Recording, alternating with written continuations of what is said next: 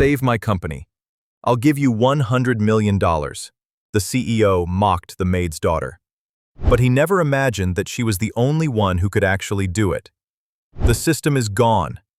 At 8:55 a.m., Stratosphere Solutions, a company processing $500 million an hour, flatlines. Panic erupts. Every minute we are down, we lose $1 million, screams CEO Harrison Cole. The best minds in New York are helpless. The virus is brilliant. The company is finished. In the chaos, only one person sees the truth. A 12-year-old girl. I think I can help. She's met with cruel laughter. You? The CEO scoffs. The maid's daughter? He makes a sarcastic promise. Save my company, and I'll give you $100 million. It was the most expensive joke of his life. In a room full of failing experts, what if she was the only one who knew how to stop the bleeding? It was 5 a.m. when Laura O'Malley pushed her cleaning cart into the lobby of Stratosphere Solutions. The building was a spear of glass and steel piercing the dark Manhattan sky. Laura, at 42, wore her simple uniform with a quiet, tired dignity. On her shoulders, she carried the hopes of her small family. She was a single mother. Her entire world revolved around one person, her daughter, Emily. 14 years ago, Laura had arrived in the city with nothing. She had only a bus ticket and an old photograph of her father. Her father was Sam O'Malley. He was a war hero, a legend in his old unit. He had been a code breaker, a quiet man who saw patterns in chaos. He passed away when Laura was young, leaving her with only his stories and his sharp analytical mind. It was a mind she had passed on to her own daughter. "Mom," a small voice whispered from the lobby entrance. Emily O'Malley, 12 years old, slipped through the automatic doors. Her blonde hair was pulled back in a simple ponytail. She held up a brown paper bag. "You forgot your breakfast. Again." Laura smiled, her face softening. "Emily, sweetie, you should be sleeping. It's too early for you." "I'm not tired," Emily said. Her eyes, the same bright blue as her grandfather's, were already scanning the massive, empty lobby. Emily was special. At school, she did not just get good grades. She solved puzzles that stumped her teachers. Her math teacher once told Laura, "Mrs. O'Malley, I don't know how to teach her. She's already 3 years ahead of the curriculum." Emily saw the world differently. She saw it as a set of interlocking systems. Like her grandfather, she loved patterns. She loved codes. She dreamed of building computers, not cleaning the floors around them. "One day, I'm going to work on the 50th floor," Emily said quietly. She was watching the digital stock ticker run in a silent loop across the marble wall. "But not with a cleaning cart," she added. "I'm going to be an engineer." Laura felt a familiar pang in her heart. She knew how hard the world could be. She knew how people looked at them. "You are the smartest person I know, honey," Laura said, smoothing Emily's hair. "You can be anything." "I know," Emily said. She wasn't bragging. It was just a fact. In the summer, Emily often came with her mother in the early hours. The building was quiet. She would help Laura organize supplies. She polished the brass fixtures. She checked the conference room schedules, but her mind was always working. She watched the engineers who came in early. She watched the security systems. She noticed the flaws. "Mom, why do they use a 6-digit keypad for the main server room?" she murmured while wiping fingerprints off the panel. "It's too easy to brute force. They should be using biometric scanners." Laura would just shake her head, half confused, half amazed. "Just wipe it clean, sweetie." Emily's mind was a sponge. It soaked up everything. "Mom, why do they look right through us?" Emily asked one morning. 2 executives in sharp suits had just walked past, discussing a golf game. They had walked so close, Laura had to pull her cart back to avoid being hit. They didn't even blink. They didn't see her. Laura stopped wiping a glass door. She looked at her daughter. "Honey, some people think the job they have or the money they make makes them better than other people. But that's not logical," Emily said. "Your job is important. If you didn't clean, the building would be a mess. It would be unhealthy. Systems need maintenance. All systems. Laura smiled. You're right. Now, remember what Grandpa Sam always said in his letters? Emily's face lit up. She recited it from memory. Dignity isn't in the title. It's in the work. Exactly, Laura said. You have the kindest heart and the sharpest mind. That is your value. Not everyone was like the executives. George, the night security guard, always saved a donut for Emily. He was an older man, kind and slow-moving, and Brenda, the executive assistant on the 40th floor, always chatted with Laura. That girl of yours, she's a firecracker, Laura, Brenda said just last week. She was in the break room reading a book about quantum something. Quantum computing, Emily supplied, walking up. It's about how particles can be in two places at once. It could change everything. Brenda just laughed and gave her a granola bar. She's going places, Laura. Mark my words. Emily dreamed of those places every night. She dreamed of writing code that could solve climate change. She dreamed of walking into this building as an equal. But she also saw the reality. She saw how some of the younger managers looked at her mother. A look of annoyance. A look of disgust. One day, Emily whispered to herself, watching the sunrise hit the 50th floor. They'll see. Laura worked double shifts. She cleaned offices at night and houses in the suburbs during the day. Every extra dollar went into a college fund for Emily.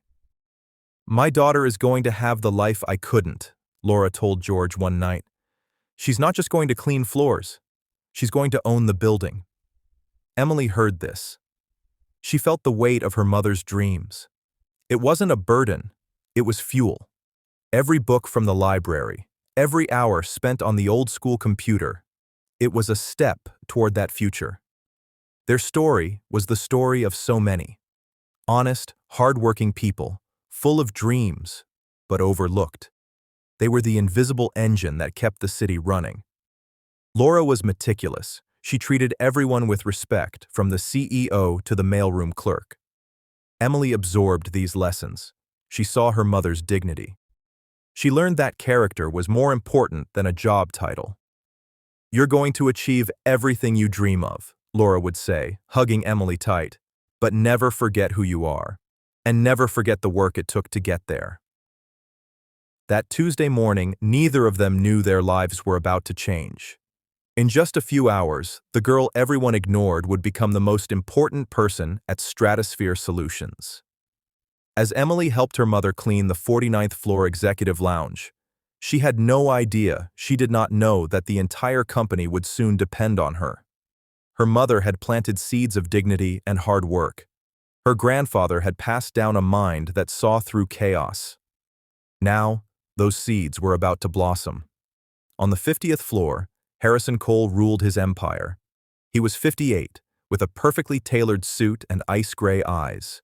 He saw the world in black and white, winners and losers. To Harrison Cole, people like Laura and Emily were furniture. Brenda, why is that cleaning cart still on this floor? He snapped, walking past. It's 6 a.m. They should be gone. Yes, Mr. Cole, Brenda said, wincing. But the real poison was 2 floors below. Mark Jennings, the chief technology officer. He was 45, ambitious, and deeply insecure. He hated Harrison Cole's arrogance, but he hated people he saw as beneath him even more. Look at that, Mark muttered to a junior programmer, seeing Emily read a sign by the elevator. They're even bringing their children to work now. This place is turning into a daycare. Mark despised uneducated people. He believed success was genetic. You either had it or you cleaned toilets. His ambition was simple: take control of Stratosphere Solutions, and he had a plan. Over the last month, Mark had used his high-level access to build a digital time bomb, a worm, a devastating virus that would lock down the entire company. It would erase critical data. It would sever their connection to the global markets. His goal: create a crisis so massive, the board would blame Harrison Cole. Cole would be fired. And Mark Jennings, the man who tried to fix it, would be the hero he would take over. "Today's the day," Mark whispered, sitting at his desk at 8:55 a.m. He checked his watch. The market was about to open, time to teach the old man a lesson. With a single keystroke, Mark activated the worm. It was silent for about 3 seconds. Then, the entire building went dark. The giant ticker in the lobby froze. The computers on 50 floors went black. The phones died. A terrible, heavy silence fell over the offices. Then the screaming started. "My screen is dead. The system is gone. It's all gone. I can't get a dial tone." Stratosphere Solutions, a company that processed $500 million an hour, was blind, deaf, and dumb. It was as if someone had pulled the plug on the entire building. Harrison Cole burst out of his office, his face purple with rage and panic. "What is happening? Why is everything off?" Mark Jennings ran up, putting on a perfect performance of surprise and concern. "Harrison, we have a catastrophic failure. The core system is down. I've never seen anything like this." "A failure?" Cole roared. "We are processing the Apex merger. That's a $300 million deal. Every minute we are down, we lose $1 million. Fix it. Fix it now." "I'm trying, Harrison," Mark lied smoothly. "But this is bad. You should probably call the board." Harrison Cole felt the floor drop out from under him. The board. They would crucify him, his career, his reputation, his empire. It was all on the line. Down on the 40th floor, Laura and Emily had been trapped when the elevator shut down. They heard the panic, the shouting, the running. "What's going on, Mom?" Emily asked, her voice calm. She was watching the security guards run by, their radios dead. She looked at the network status monitor on the wall. It was not just off. It was showing a fatal error code she recognized. Her analytical mind was already working. "Mom," Emily said, her voice low. "This wasn't an accident." "What do you mean, sweetie?" Laura asked, pulling her cart close. "Systems don't just fail like this, not all at once. They have backups. They have redundancies." Emily pointed to the error code. "That's not a failure. That's a command. Someone told it to shut down." Laura looked at her daughter, a new fear rising. "Someone inside the company?" "Yes," Emily said, "and they did it on purpose." Harrison Cole had screamed at Brenda to get the best people.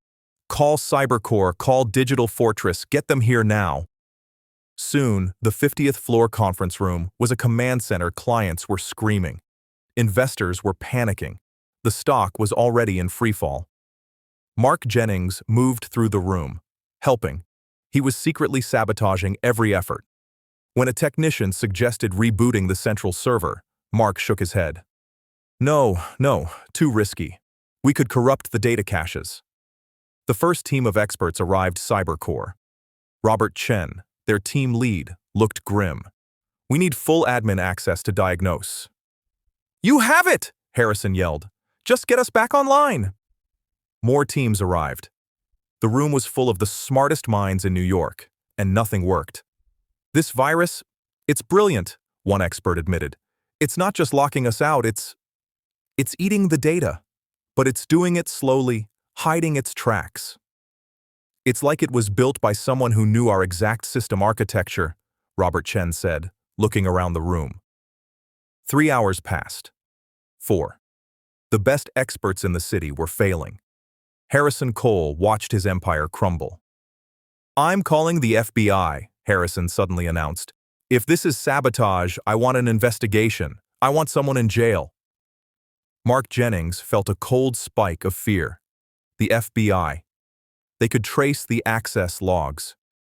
"Harrison, wait," Mark said, trying to sound reasonable. "The FBI will impound everything. They'll lock down the servers as evidence. We'll be down for weeks." "I don't care," Harrison roared. "I want answers." Laura and Emily had been asked to bring water into the packed conference room. The air was thick with sweat and fear.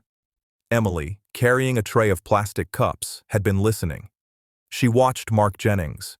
She saw how he diverted the experts. She saw the flash of pure panic in his eyes when Mr. Cole mentioned the FBI she knew. As Laura was about to leave, Emily put her tray down. She stepped forward. "Excuse me," she said. The room went silent. 25 of the brightest tech minds in the world stopped talking. They all turned to look at a 12-year-old girl in a simple dress. "Who is this?" Harrison Cole demanded, his voice raw with irritation. "Get this kid out of here." "She's my daughter, sir," Laura said, her voice trembling. "I'm so sorry. Emily, come on, we're bothering them." "Wait, Mom," Emily said. Her voice was not loud, but it cut through the room. I think I can help." Mark Jennings burst out laughing. It was a loud, cruel sound. "You can help?" he sneered. "This is priceless. We have the best minds from Cybercore, and she thinks she can help." "What? Did you learn about global mainframes while you were sweeping the floor?" Laura put a protective hand on Emily's shoulder. "Sir, please, she's just a child." "Exactly," Mark said. "So get her out. We are trying to save a multi-billion-dollar company." "I know what the virus is," Emily said, looking past Mark, directly at Harrison Cole. The room went dead quiet again. "I know how it was built, and I know why the experts can't stop it." Harrison Cole stared at her. He was a desperate man. He was also an arrogant man. He was being humiliated by a child. He let out a short, bark-like laugh. The sound was terrifying. "You?" he said, his voice dripping with contempt. "The maid's daughter?" He looked around the room, at the chaos. He pointed a shaking finger at Emily. "You save my company, kid. You save my company, and I'll give you $100 million. It was not a promise, it was a curse. It was the deepest sarcasm he could manage. "Now get her. Out!"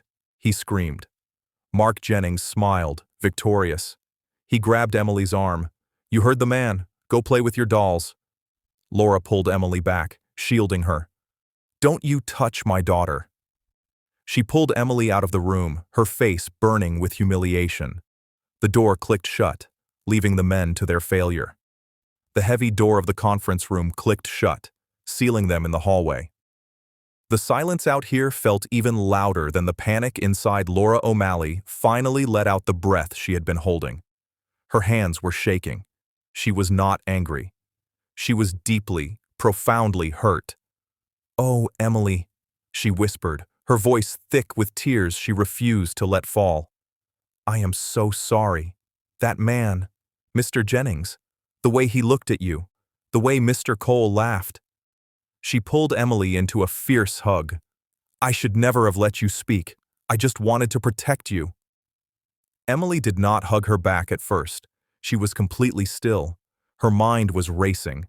She was not processing the insult. She was processing the data. She heard the faint, desperate typing from inside the room. She saw the error code still frozen on a wall monitor. She saw Mark Jennings's face in her mind, the way his eyes darted to the main server hub when the FBI was mentioned. "He's afraid of the servers being taken," Emily murmured. "That's where the proof is." "What, sweetie?" Laura asked, pulling back to look at her daughter's face. "He's not just blocking them," Emily said, her voice gaining a sharp, clear focus. "He's diverting them. They're looking for one virus, but there are two." "Emily, stop," Laura said, her voice full of pain. "Let it go. These people, they don't deserve your help. They're cruel. Let's just go home." "We can't," Emily said. "The elevators are off." It was a simple, practical statement, but it also meant they were still in the game. "Mom, I need a computer, one that's on the internal network but not a main terminal." "Emily, what are you talking about?" "The assistant's desk, Brenda," Emily said. "She has a workstation on the 40th floor. It has high-level access. It's probably on a separate power backup." "We can't just—" Laura started. "Laura? Emily?" A voice called from down the hall. It was Brenda, the executive assistant. Her face was pale, and she was clutching a stack of papers to her chest. "I can't believe what Mr. Cole said.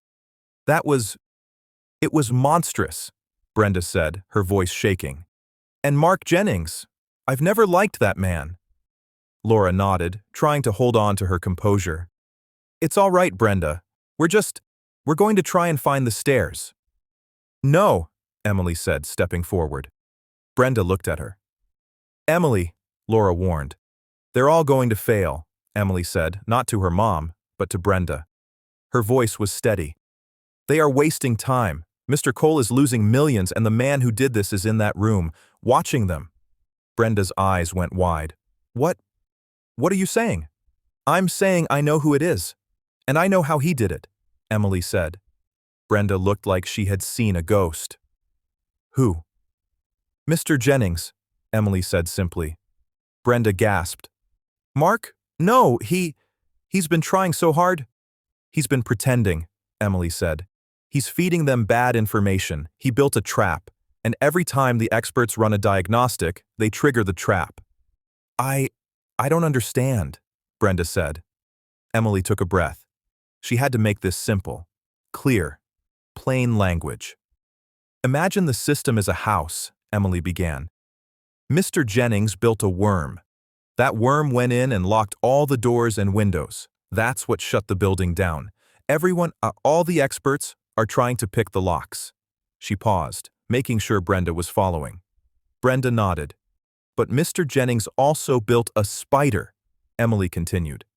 The spider is inside the house. It's small and it's hiding. Its job is to burn all the furniture. It's destroying the data, the real data, the client accounts, the merger files. Oh my, Brenda whispered. Here is the problem, Emily said, her voice urgent. The spider is connected to the alarm. Every time the experts try to pick a lock, they set off the alarm. And every time the alarm goes off, the spider burns the house faster. Brenda's face turned from pale to gray. They're making it worse? Yes, they think it's just one virus. It's two. They are working against each other on purpose. It's designed to be confusing. It's designed to make the data unrecoverable. Emily looked at Brenda. They will never find it. In one more hour, there will be nothing left to save. Brenda's mind was reeling. A 12-year-old girl was explaining this, but it made a terrible kind of sense. The panic, the failure, the way Mark Jennings kept telling everyone to be careful. Why did he do it? Brenda asked. He wants Mr. Cole to fail. He wants to be in charge, Emily said. But he can't let the FBI see what he did. So he has to destroy the evidence. That's the spider. He's destroying the proof of his own crime. I have to tell them, Brenda said. They won't listen to you, Emily said. Mr. Jennings will say you are a hysterical woman. Mr. Cole will fire you. Brenda knew Emily was right. So what do we do? Brenda asked. She was no longer talking to a child. She was talking to a general. I need your computer, Emily said. The one on your desk, on the 40th floor. The stairs. It would take 20 minutes to get down there, Brenda said. No, Emily said. The service elevator. The one we use for the carts. It runs on a different circuit. Laura's heart was pounding. Emily, this is too much. You're a child. We could go to jail. Mom, Emily said, turning to her. Her blue eyes were sharp and clear, just like her grandfather's. Remember what Grandpa Sam said? Laura paused. Dignity isn't in the title. It's in the work, Emily said. My work is this. I know how to fix this. She looked back at Brenda. Are you going to help me, or are we going to let him win? Brenda looked at the door to the conference room. She thought of all the years Mr. Cole had paid her well, but treated her like a servant. She thought of Mark Jennings, who always made slimy, inappropriate comments. And she looked at this brilliant, brave little girl. Come with me, Brenda said. The three of them, the assistant, the maid, and the child, ran to the service elevator. It hummed to life. Mr. Jennings shut down the main power, Brenda said, confused. How is this working? He didn't shut down everything, Emily said, as the doors closed. He's not stupid. He needed an escape route for the virus to phone home. A way to get data out. He left a few maintenance systems online, like this elevator. They rode down in silence.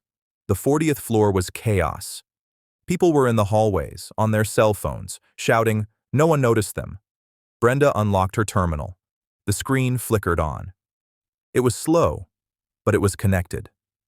Okay, Brenda said, her hands shaking. What do I do? You don't do anything, Emily said. I do. Emily sat down in the expensive leather chair. It was too big for her. Her feet dangled, not touching the floor. She put her small hands on the keyboard. Mom, she said, I need you to be the lookout. Stand by the door. If you see Mr. Jennings or anyone from security, you yell. Laura O'Malley, who had spent her life cleaning floors, stood guard at the entrance to the executive suite. She had never been more terrified or more proud. Okay, Emily said to herself. Let's see what you built, Mr. Jennings. Her fingers flew. She wasn't trying to break in. She was already in. She was using Brenda's high-level credentials. She didn't go to the main server. That was the trap. She went to the building's internal maintenance logs, the HVAC system, the security cameras, the elevators. Got you, she whispered.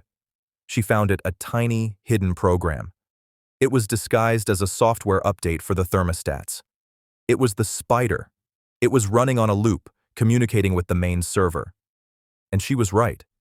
Every time a new diagnostic was run, the spider activated, grabbing a new block of data and corrupting it. He's not just deleting it, Emily murmured, horrified. He's overwriting it with garbage, old stock tickers, random code. It's pure vandalism. Emily, can you stop it? Brenda asked, chewing her fingernails. Stop it? No, Emily said. If I stop it, he'll know. The program will alert him. So, what then? A trap for a trap, Emily said. If the spider is looking for the alarm, I'll give it one. I'm going to create a sandbox, a fake server, a copy of the house, but with no furniture. Emily's hands moved with a speed that Brenda could barely follow. She was writing code, lines and lines of it. I'm going to redirect the spider, Emily said. I'm going to tell it that the experts have broken in. I'm going to send it to the sandbox to burn the fake data. It will be so busy trying to destroy my fake files. It won't be able to touch the real ones. It was a brilliant plan. It was the plan of a master strategist. Okay, Emily said, her finger hovering over the enter key. I'm in. The spider is contained. It's trapped in my loop. You did it! Brenda cheered. No, Emily said. That's just step one. I've stopped the bleeding. Now, we have to catch the worm. Back on the 50th floor, the mood had gone from panic to despair. Robert Chen, the head expert from CyberCore, threw his hands up. It's no use, Harrison, he said, slumping into a chair. We've lost. Every time we get close, the data corrupts. It's like it knows we're here. We've lost 6 more data clusters in the last 10 minutes. Mark Jennings was standing by the window, a small, satisfied smirk on his face. It was almost over. Harrison Cole stuttered. He was a broken man. My company. We're looking at total liquidation, his chief financial officer said, his head in his hands. We're done. At that exact moment, Robert Chen's laptop beeped. A single, sharp beep. He looked at his screen. His eyes widened. Wait, Chen said, that's impossible. What? Harrison Cole asked, a tiny, sick flicker of hope. The data corruption, Chen said, typing furiously. It just stopped, right in the middle of a cycle. It's been redirected. Mark Jennings's smirk vanished. His blood ran cold. Redirected? That wasn't part of the plan. What do you mean redirected? Mark snapped, walking over. That's not possible. It's not just possible, it's happening, Chen said, his fingers flying. Someone else is in the system, right now. They've created a parallel data loop, a sandbox, a perfect, beautiful sandbox. Chen looked up from his screen, his face alive with a new, frantic energy. He was no longer a defeated man. He was an artist who had just seen a masterpiece. "Who is doing this?" Chen demanded. "Which one of your teams is this? This is genius." All the other experts shook their heads. "Not me. It's not our work." Mark Jennings started to sweat. "It's probably just a system echo." "That was not an echo," Chen roared. "That was a deliberate, surgical move." He looked around the room, his eyes wild. "Where is she?" "Who?" Harrison Cole asked. "The girl!" Chen shouted. "The maid's daughter, the one who was talking about two viruses, a worm and a spider." Harrison Cole's jaw went slack. "She said, they're triggering it." "She knew," Chen said. "She was right. I thought she was just a kid, but she knew." He grabbed Harrison Cole by the lapels of his $5,000 suit. "Where is that girl?" Chen yelled. "Get her! Get her right now! She is the only person on this planet who knows what is happening." Harrison Cole was stunned. He looked at Mark Jennings. Mark was pale. "Harrison, this is ridiculous. It's a coincidence. You can't seriously—" "Brenda!" Harrison Cole roared into the hallway. "Brenda, find that maid. Find her daughter. I don't care what you have to do. Get them up here." A moment later, Brenda's voice came over the intercom on Cole's desk. They're already here, sir." The door to the conference room opened. Brenda walked in first, then Laura, and then Emily. Every person in the room, the experts, the executives, the lawyers, all turned. Emily O'Malley, 12 years old, walked to the head of the giant mahogany table. She was so small, she could barely see over it. Mark Jennings looked at her, his eyes filled with a pure, murderous hatred. "You," he whispered. Emily ignored him. She looked at Robert Chen. "I contained the spider," she said. "It's trapped in a loop, chasing fake data." Chen just stared at her, his mouth open. "How?" "He routed it through the HVAC maintenance network," Emily said, as if it were obvious. "It was the only system with an open port to the outside. He was careless. He left the port open so he could check on it from home. I just closed the door behind it." Then she turned to Harrison Cole. The most powerful man in New York. The man who had mocked her. "The data is safe, Mr. Cole," Emily said. She pointed a small finger directly at Mark Jennings. "Now, should I tell them how to catch the worm? Or should I tell them about the man who built it?" The silence in the room was a living thing. It was heavy, and it was terrified.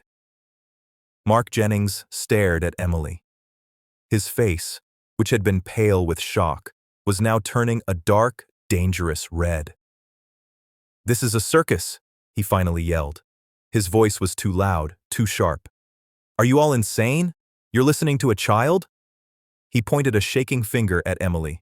"She's the one in the system. She's probably working with someone. She admitted she created a sandbox. How do we know she didn't cause all this just to play hero?" The accusation was absurd, but it was enough to make Harrison Cole hesitate. He looked from his trusted CTO to the 12-year-old girl. "Mr. Jennings," Cole began, his voice uncertain. "I didn't," Emily said. Her voice was flat. No fear, no emotion, just fact. "He did." She did not try to argue. She did not defend herself. She turned away from Mark Jennings, as if he were no longer important. She walked to Robert Chen's laptop. He was the cybercore expert. He was still staring at his screen, mesmerized by the code that had trapped the spider.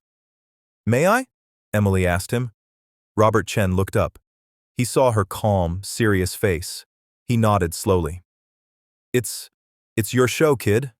He stood up, giving her his chair. Emily sat down. Once again, her feet dangled, inches from the floor. Her hands moved over the keyboard. She wasn't just typing, she was navigating. She was moving through the digital traps Mark had set. "The worm is still active," she said, speaking to the whole room. "We're safe from the spider. The data is not being erased. But the worm is the main lock. It's what keeps the system offline. And Mr. Jennings, He built it with a logic bomb.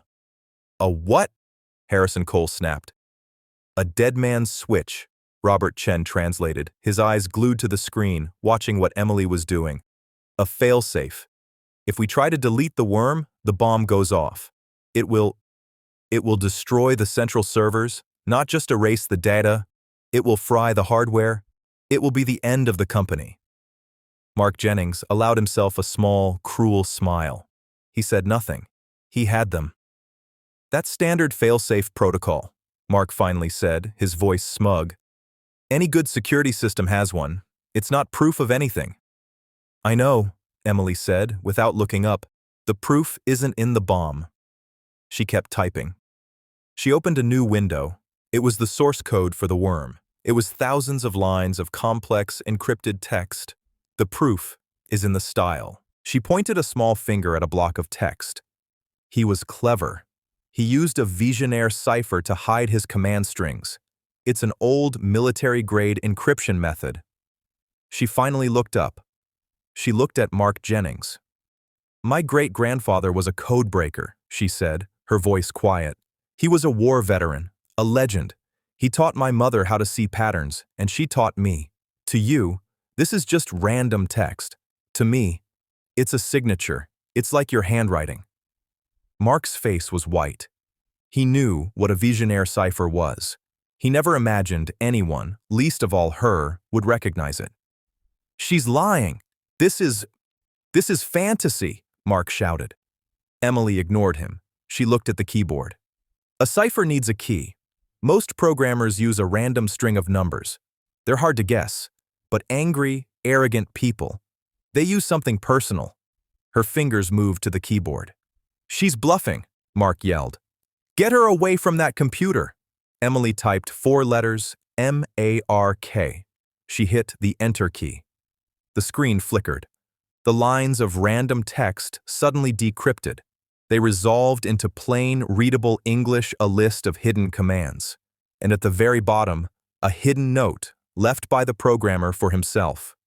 Brenda, the assistant, read it aloud, her voice a shaking whisper. MJ. Oh my. Mark Jennings. A terrible, animal-like sound came from Mark's throat. It was over. You little... he screamed. He lunged, not at Emily. He lunged for the laptop. He was going to smash it. He was going to destroy the proof, but he never made it. George, the night security guard, had been standing by the door. He was the one who saved donuts for Emily. He had been called up to the 50th floor to keep the panicking employees out.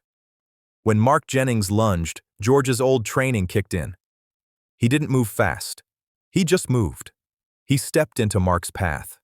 Mark, a man who sat at a desk all day, ran full speed into George's solid chest. Hold on, Mr. Jennings, George said, his voice calm.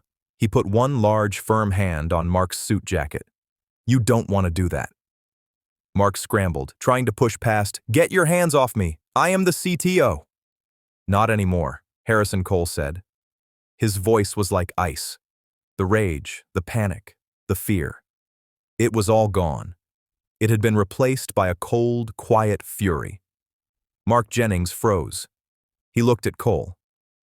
Mark, is this true? Cole asked. It was a formality. They all knew the answer. Mark's composure, his arrogance, his entire life just shattered. It broke apart, right there in the conference room. His body slumped. The fight was gone.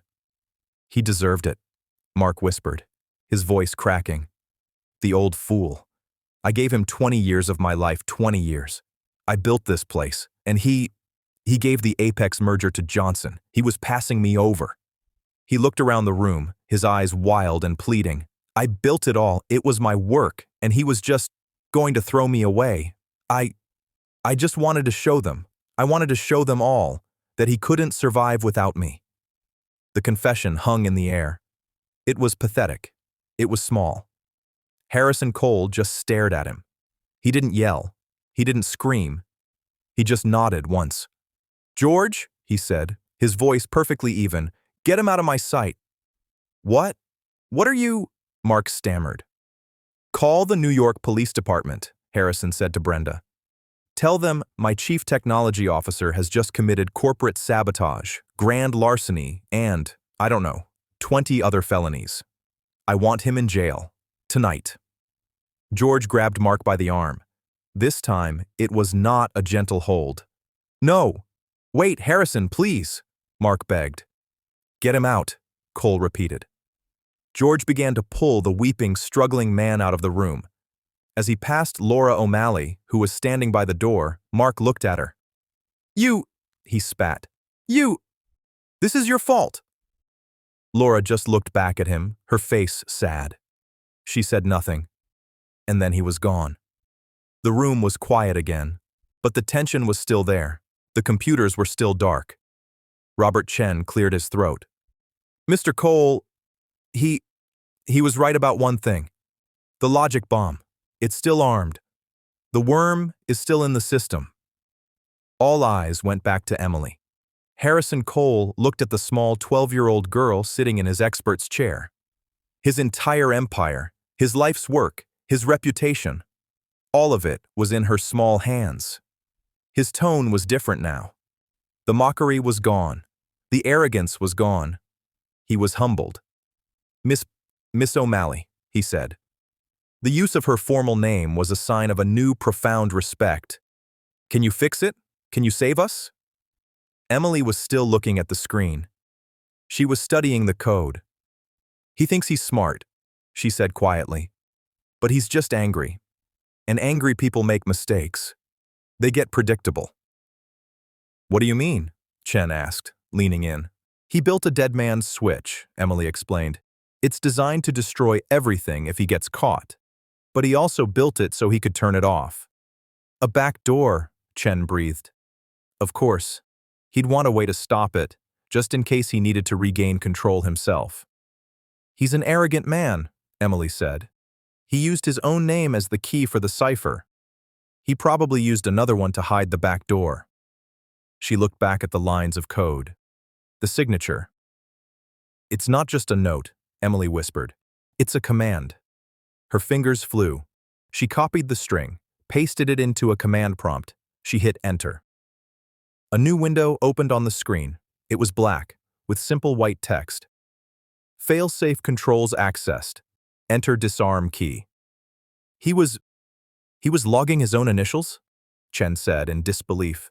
That's insane. No, Emily said. That's lazy. What's the key? Cole asked, his hands clenched. Emily looked at the keyboard. She thought for a second. What does a man like Mark Jennings love? What does he value? He didn't love the company. He didn't love the people. He just loved himself. She typed one word. Genius. She hit enter. The screen flashed. Invalid key. Attempts remaining. 2. A cold sweat broke out on Harrison Cole's forehead. Emily, Laura whispered from the door. Emily took a breath. Okay, not genius. What else? What did he shout? I built this place. 20 years. She thought. He was passed over for the Apex merger. That's what started it. She typed. Apex. Invalid key. Attempts remaining. 1. Oh God, the CFO moaned, sinking into a chair. We're done. One more guess. The room was silent. If she was wrong, the servers would fry. Emily closed her eyes. She pictured Mark. She pictured his office, which she had cleaned so many times, the photos on his desk. There were no photos of family. No photos of friends. Just photos of him. Him on a boat. Him getting an award. Him with the mayor. He's a narcissist, Emily whispered. He told us. What? Cole asked. He used his name. M-A-R-K. He used his initials. M-J. She looked at the screen. He's not complicated. He's just simple. She typed the key. Password. Failsafe disarmed. Robert Chen actually laughed. A short, sharp bark of disbelief. Password? He used password? He hid the door so well, Emily said. He never thought anyone would find it. He didn't need a strong lock. She took a deep breath. She moved the mouse. She highlighted the entire worm file. A file that represented 20 years of Mark Jennings's rage. Her small finger moved to the delete key. She pressed it. For a second, nothing happened. Then a small ding sound echoed from the laptop. The file was gone. On the wall, the giant stock ticker, frozen for 6 agonizing hours, flickered, and then it came to life. The numbers started to move. The stock, which had flatlined, was suddenly trading again. In the corner, the digital clocks on the wall, which had been stuck at 8:55 a.m., all flashed. They reset. 3:02 p.m. The phones in the room, all of them, began to ring at the exact same time. The sound was deafening. It was over. Robert Chen, the top expert in New York, slumped into his chair. He put his head in his hands. "My God," he muttered. "My God." Laura O'Malley was crying, her hand over her mouth. She was just looking at her daughter, her amazing, impossible daughter. Harrison Cole stood by the window. He was watching the ticker, his company, his life. It was back. He turned. He looked at Emily. He looked at her, truly saw her, for the very first time. Not as a maid's daughter, not as a child, but as the person who had just in one afternoon saved his entire world. He opened his mouth. He closed it. He was a man of words, but he had none. Then, his face flushed. He remembered. He remembered his awful, sarcastic, cruel promise, the $100 million, he stammered. Emily, who had been quietly logging out of Robert's computer, looked up. "Mr. Cole, it was a joke," he said, his voice pleading. "A terrible, terrible joke. I was a fool. Emily was quiet. She just looked at him with those clear, intelligent eyes, the eyes of her grandfather. "I know," she said. But a promise is a promise," Cole said, his mind racing. "The board, I'll have to. I can't." Emily shook her head. "I don't want your money, Mr. Cole." The entire room stared. I don't understand," Cole said. Emily stood up from the chair. She walked over to her mother, who was still by the door, holding her cleaning cart. Emily put her hand on the cart's handle. "You mocked my mother," she said. Her voice was not angry. It was just true. "You laughed at me. You told Mr. Jennings to throw me out. You and men like him have been laughing at people like us for a long time." Cole flinched. It was the truth. "I don't want a reward, Mr. Cole," Emily said. "I don't want a prize for doing the right thing. My mother taught me better than that." She looked him right in the eye. "I want a job." Harrison Cole was stunned. "A job? You're 12. "I know," Emily said. "I'm not asking for a job for myself. Not today." Robert Chen, the cybercore expert, let out a short laugh. He looked at Harrison Cole. "Harrison, are you blind? A job is an insult."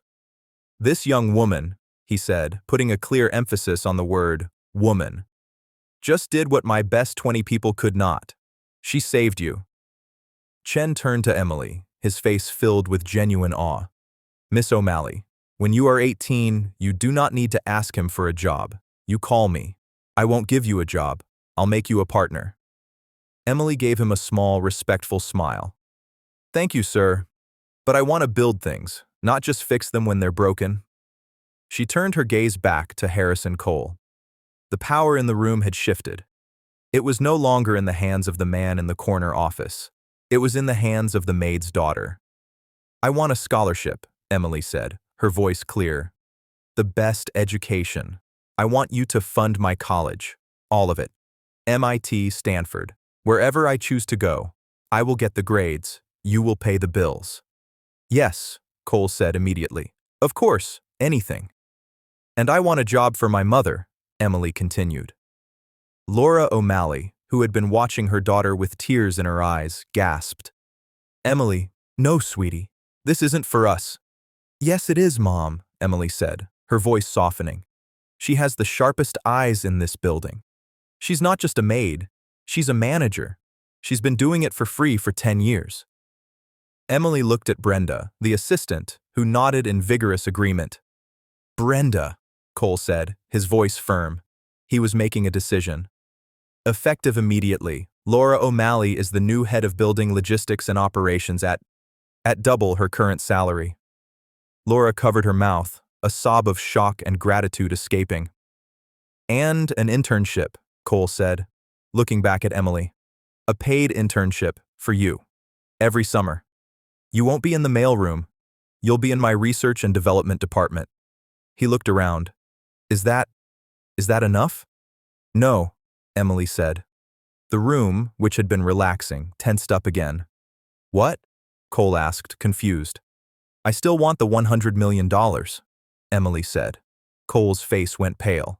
But, you said, I don't want it for me, Emily said. I want you to create a fund, a new one. The O'Malley Fund for Education. She pointed to the doorway, where her mother's cleaning cart still stood. It will be for the children of every janitor, cook, security guard, and mailroom clerk in this company. The people you look through every day. They work just as hard as you. Their children are just as smart as yours. Now, they will have the same chance. This was the final stroke. Harrison Cole was not just humbled. He was not just defeated. He was being rebuilt. He saw his entire life. The arrogance, the casual cruelty, the people he had stepped on. He was not looking at a 12-year-old girl. He was looking at a person of immense, terrifying character. I will, Cole said. His voice was thick. It's the first thing I will do tomorrow. He walked, not like a CEO, but like an old man. He stood in front of Emily. He offered his hand. Miss O'Malley, he said, you are the most impressive person I have ever met. Emily shook his hand, her small hand in his. My mother's father was Samuel O'Malley, Emily said, her voice quiet. He was a war hero, a code breaker. He always said, dignity isn't in the title, it's in the work. You have a lot of work to do, Mr. Cole. At the name, Harrison Cole's head snapped up. His eyes went wide. A strange, new light came into them. Samuel O'Malley? He whispered. From the army? Silent Sam? It was Laura's turn to be shocked. She stepped forward. You knew my father? Harrison Cole looked at Laura, then at Emily. He looked as if he had seen a ghost. Knew him, he said, his voice cracking. My God, when I started this company, I was a kid. I was 25, I had nothing. I was rejected by every bank. He pointed out the window. I was in a small office, about to lose it all. I went to one last bank, a small local branch. The loan officer, he took a risk on me. A man who saw patterns, a man who saw something in me. He was looking at Laura, but he was seeing the past. It was Sam O'Malley. He approved my first loan. He saved me. He gave me my start. Cole's eyes filled with tears. He was not a CEO now. He was just a man, remembering a kindness. He told me one thing. He said, I see the patterns in you, kid. You'll do well. Just don't forget the people who open the doors for you. He looked at Emily. He saw her grandfather's clear, analytical eyes. All these years in this glass tower, I forgot. I forgot his advice. I forgot the man who gave me everything. He looked at Laura. I mocked his granddaughter. I let his daughter be treated like she was invisible. He finally understood. The real debt. The real payment. It wasn't a joke, he said, his voice raw. $100 million. The fund. It's the least I can do. It's just a small repayment on a debt I have owed for 40 years. 1 month later, the lobby of Stratosphere Solutions felt different. Laura O'Malley walked through it. She was not pushing a cart. She was wearing a smart blue suit, holding a tablet. She stopped to talk to a group of her new logistics staff. She smiled. She was a natural leader. Harrison Cole came out of the elevator. He saw George, the security guard. George, he said. George tensed. Sir? Your son starts at City College next year, correct? Cole asked. George looked confused. Yes, sir. He's worried about the tuition. Tell him to apply for the O'Malley Fund. I will review it personally, Cole said. He smiled. And thank you, George, for everything you do. George just stared, speechless, as the CEO walked out the front door. That evening, in their small, clean apartment, Emily O'Malley was at her desk. It was the same desk, but on it sat a brand new, powerful computer. On the screen was a complex line of code. Laura came in, home from her new job. She was tired, but in a new way. A good way. How was your first day on the internship? Laura asked, smiling. Emily looked up. Her blonde hair caught the light. It was good, Emily said. I finished my first assignment for the R&D department. They think they have a security flaw in their new mobile app. Laura leaned over. And do they? Emily smiled.